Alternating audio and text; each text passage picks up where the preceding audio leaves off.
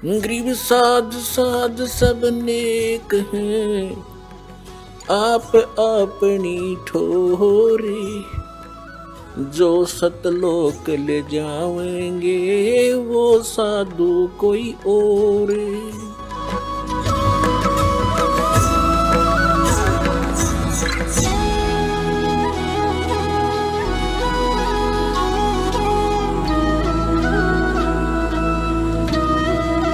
आइए पढ़ें अपने ही सदग्रंथों को, जिनको हम डेली रटा करते।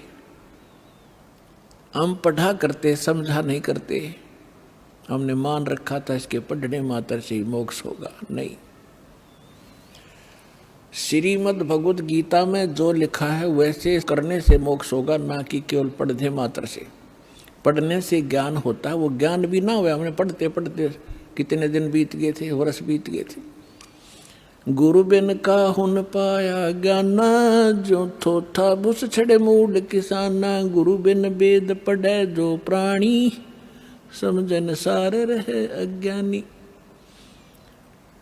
तो हम इन पढ़ा भी करते इन सदग्रंथों को, लेकिन ज्ञान नहीं था। आज हम पढ़ेंगे इस पवित्र सदग्रंथों को परमात्मा की तत्व ज्ञान की रोशनी में।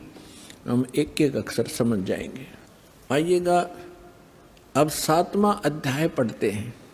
देखिएगा, श्रीमद् भगवत गीता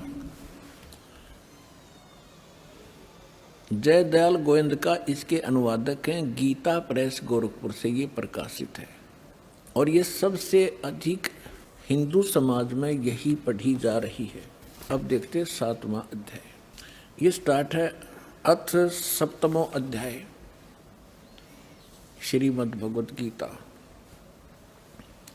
अब गीता ज्ञानदाता कहता है कि हे पार्थ, हे अर्जुन, अनन्य प्रेम से मुझ में आसक्त चित्त तथा अनन्य भाव से मेरे प्रयाण होकर योग में लगा हुआ तू जिस प्रकार संपूर्ण समग्रम संपूर्ण विभूति बल ऐश्वर्य गुण से युक्त सबके आत्मरूप माम मुझको संशय रहित जानेगा, उसको सुन।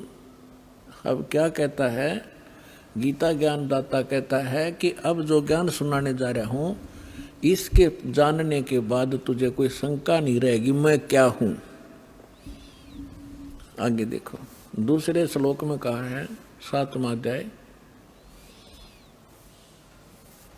दूसरा मंत्र, मैं तेरे लिए इस विज्ञान सहित तत्व ज्ञान को, इस ज्ञान को, तत्व ज्ञान ज्ञान को पूर्णतः कहूंगा, जिसको जानकर संसार में और कुछ भी जानने योग्य शेष नहीं रह जाता।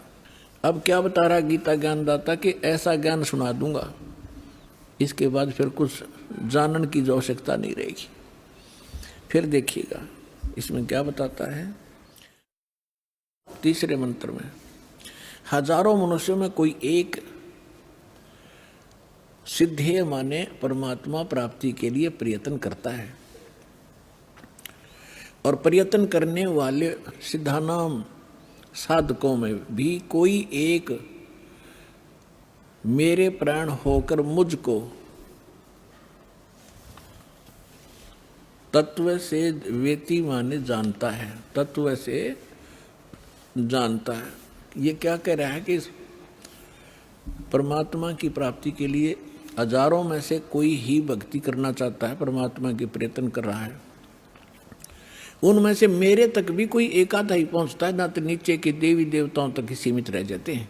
आगे देखो फिर क्या बता रहे हैं। चौथा और 5वें का इकट्ठा अनुवाद है।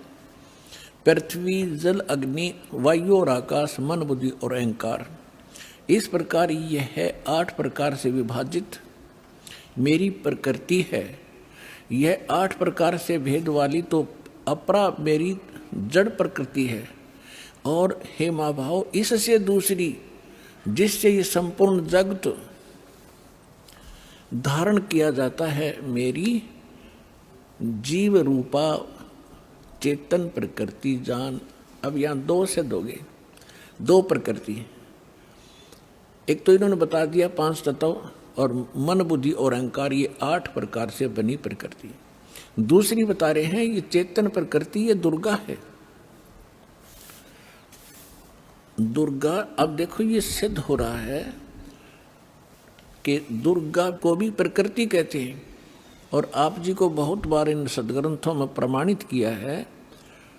जैसे श्री देवी भागवत सचित्र मोटा टाइप गीता प्रेस गोरखपुर से प्रकाशित के तीसरे स्कंद में 123 पृष्ठ पर विष्णु जी कहते हैं अपनी माँ के विषय में। अब पुण्यात्माओं ये सारे कंसेप्ट साथ साथ क्लियर करने पड़ेंगे, क्योंकि बहुत से श्रोता प्रथम बार आते हैं तो उन्होंने ये ज्ञान गहनता से सुना नहीं होता ध्यान से, और थोड़ा बहुत सुन लेते हैं, पुण्यात्मा शीघ्र प्रेरित हो जाते हैं, वो आते हैं। तो यहाँ इनको बैठकर सुनने का समय मिलता है 2 घंटे सुबह 2 घंटे शाम को, तो इसलिए यहाँ एक विशेष विस्तार के साथ ये ज्ञान सुनाया जाता है। ये श्रीमद् देवी भागवत देखिएगा, सचित्र मोटा टाइप हिंदी, गीता प्रेस गोरखपुर से प्रकाशित है, और परमात्मा चाहने वाले हिंदुओं के घरों पर लगभग रखी पाओगी।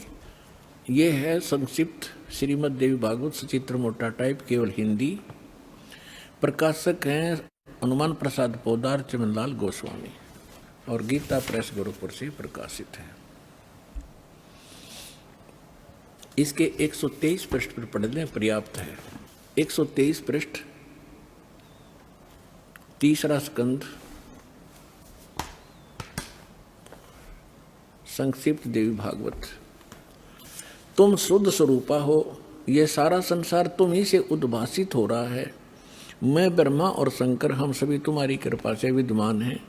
हमारा आविर्भाव माने जन्म, तिरोभाव माने मृत्यु हुआ करता है। हमारा तो जन्म मृत्यु होता है, केवल तुम ही नित्य हो, जगत जननी हो, प्रकृति और सनातनी देवी हो। भगवान शंकर बोले यदि भगवान विष्णु तुमसे ही प्रकट हुए हैं तो उनके बाद उत्पन्न होने वाले ब्रह्मा भी तुम्हारी बालक हुए, फिर मैं तमोगुणी लीला करने वाला शंकर क्या तुम्हारी संतान नहीं हुआ? अर्थात मुझे भी उत्पन्न करने वाले तुम ही हो। शिवे, संपूर्ण संसार की सृष्टि करने में तुम बड़ी चतुर हो। शिवे, शिवे भी कहा इसको। इस संसार की सृष्टि, स्थिति और संहार में तुम्हारे गुण सदा समर्थ हैं। उन्हीं तीनों गुणों से उत्पन्न हम, तीनों गुणों रजगुण ब्रह्मा, सतगुण विष्णु, तम गुण शिव जी, उन्हीं तीनों गुणों से उत्पन्न हम ब्रह्मा विष्णु एवं शंकर नियमानुसार कार्य में तत्पर रहते हैं। अब ये क्या सिद्ध हो गया? इस थोड़ी सी पंक्तियों में कितने कंसेप्ट क्लियर हो गए। नंबर 1, ब्रह्मा विष्णु महेश की जन्म मृत्यु होती है। नंबर 2, दुर्गा को प्रकृति कहते हैं।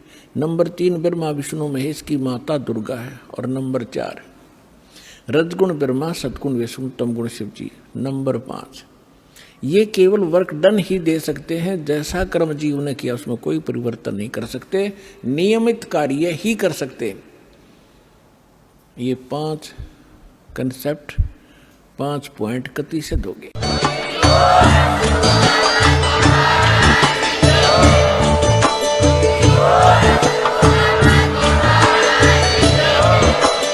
आप सुन रहे थे जगत गुरु तत्वदर्शी संत रामपाल जी महाराज जी के मंगल प्रवचन। अधिक जानकारी के लिए विजिट कीजिए हमारी वेबसाइट www.jagatgururampalji.org। संत रामपाल जी महाराज जी के शुभ आशीर्वाद से पूरे विश्व भर में 500 से भी ज्यादा नाम दीक्षा केंद्र हैं, जिन पर संत रामपाल जी महाराज जी द्वारा ऑनलाइन निःशुल्क नाम दीक्षा दी जा रही है। अपने नजदीकी नाम दीक्षा केंद्र का पता करने के लिए संपर्क करें 8222880541।